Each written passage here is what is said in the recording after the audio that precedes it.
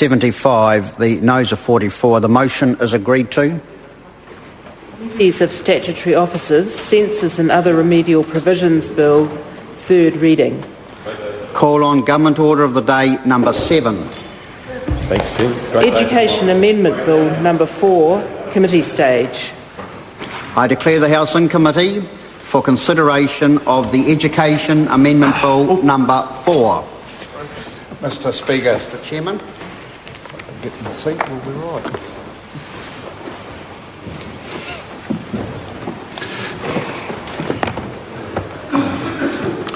What have you got there, David? The House and Committee on the Education Amendment Bill number 4. The question is that Part 1 stand part. David Shearer. Thank you, Mr. Speaker. Mr. Speaker, the Labor Party has been in support of this bill as it has proceeded through both through the first two readings and as we have gone through the Select Committee. We had a number of very good submissions in the Select Committee on this bill. I have to say that many of them sought some tightening of some of the provisions in Part 1, and I want to particularly refer to the to Education New Zealand Trust, which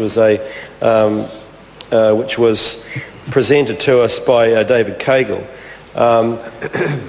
But it's come to that and to speak on that. But in general, Mr. Speaker, with some of the amendments that were made through the Select Committee process, we will be supporting this piece of legislation. As I say, Part 1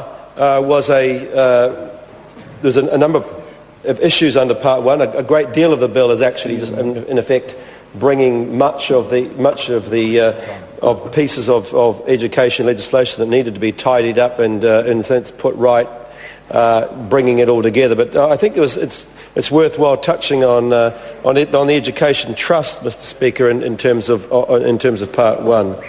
And I think what was curious about this for many of us was that the Education New Zealand Trust was in fact a body that represented in many ways the education providers, the international education providers, and we're talking about a sizable industry here of more than $2 billion, $2.1 billion. It's grown very, very rapidly. It has a number of components and aspects to it, and the feeling from the government was that the Education New Zealand Trust needed to be, rather than in a sense more of a representative body, be brought in and made into or changed into a Crown entity. So in effect what the government's doing, which is somewhat curious given it's the trend in government to, in a sense, try and downsize government, we're trying here in this particular case, we're actually creating government agencies and government entities, because the Education New Zealand, as it's now going to be called, will actually be a Crown entity. It will add to in a sense, the bureaucracy of government. And the question really came about in the Select Committee, Mr. Chair, was whether in fact this was really a positive move, or whether in fact it was too heavy-handed on the part of Stephen Joyce, the Minister, because as Mr. Cagle pointed out, in fact there really wasn't any real need, or there wasn't a stated need to actually make this change. And although they did not oppose it as such, and said, I quote, Education New Zealand Trust is reluctantly supportive of Part 21 of the bill.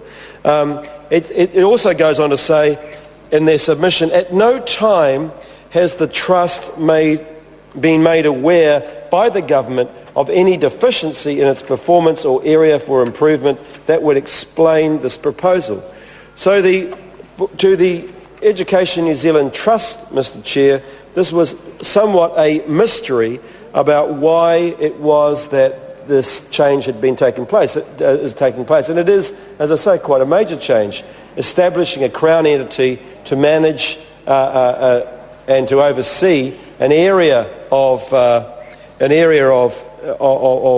work that, in fact, there doesn't seem to be any problem with. I mean, there's the old adage, I mean, why fix it when it's not broken? And it seemed to apply to this particular case.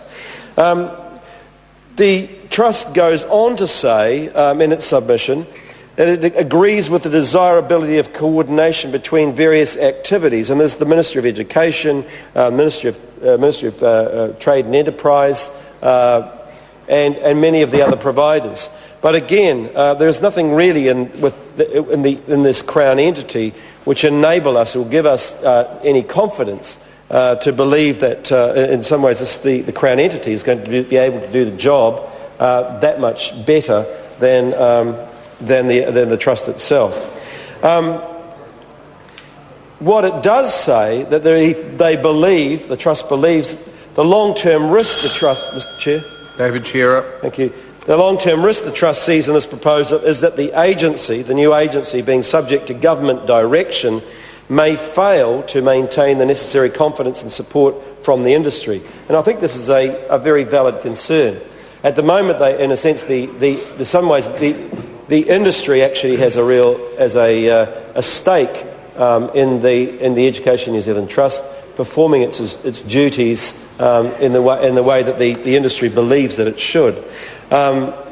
In fact, what this entity will do may actually lose that trust and that direct ability to influence the entity, the new Crown entity, as it comes into being.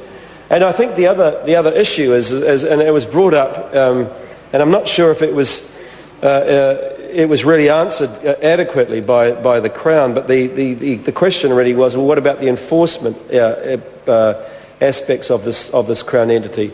Will it be able to enforce the many providers in New Zealand that provide international education to New Zealand? Will it be able to enforce better standards? And the answer is actually really no.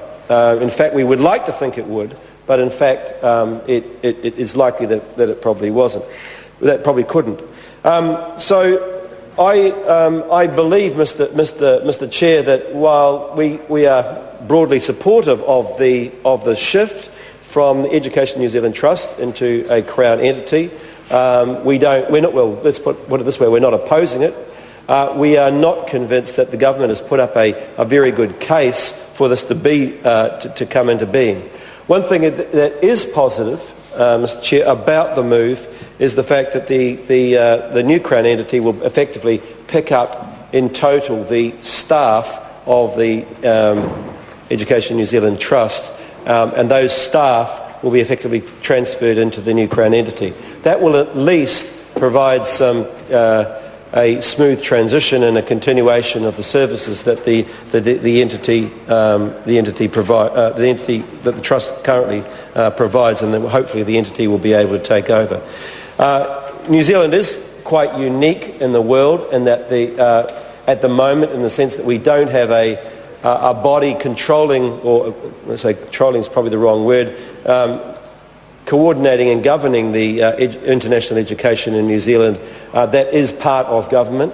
That's something that we are quite unique in the sense that we don't have that. But I am not sure that making this move is necessarily going to enhance the standing of Education New Zealand and the international education market in New Zealand as a result of this. The thing that it may do, particularly with regard to perhaps the Asian area of that is rapidly becoming well, it has been for some years, the growth area of education, international education into New Zealand, that it may give some of those governments a little more confidence that the new Crown entity is under government. But in terms of its basic responsibilities and its basic actions, I'm not sure that will be the case. So, in conclusion, Mr. Chair, on this particular part of the bill, on Part 1, I just wanted to make those remarks about an area which I think is of greatest concern. It's not something that we will have gone out to oppose. I don't think the case has been made adequately for the transition into a Crown entity. I think the analysis really was inadequate.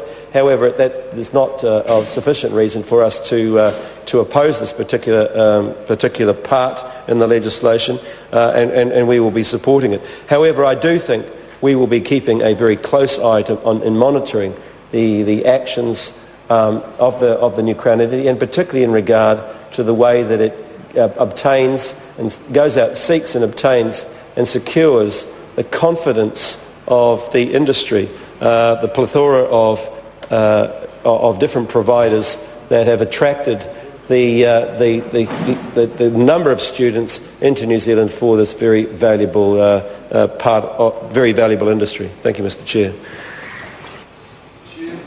Stuart Nash. Thank you.